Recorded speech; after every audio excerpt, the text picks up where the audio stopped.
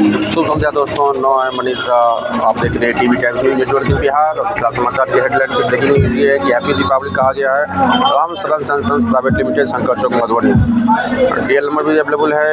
सभी प्रकार की दवा के थोक विक्रेता हैं, जिला में बहुत अच्छे पोजीशन पे हैं और हैप्पी दीपावली बोले हैं अपनी टीम को। राम शरण सन्स प्राइवेट लिमिटेड लगभग 45 कंपनी के स्टॉकिस्ट हैं और बहुत सारे कंपनी के थर्ड पार्टी है। अपना खुद का भी इनका मैन्युफैक्चरिंग है।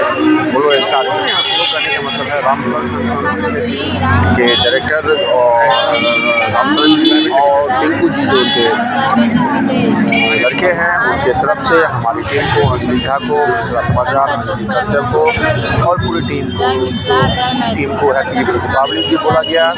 और विशेष बात हम लोग दीपावली की बात करेंगे। तहे दिल से हमारी टीम में उनको स्वागत है और हमारी टीम अंजलि झा का भी यही कहना है और अंजलि कश्यप के भी साथ मैं मनीषा और बाकी जो भी उनको भी हम अपनी तरफ से टीवी टाइम्स नेटवर्क की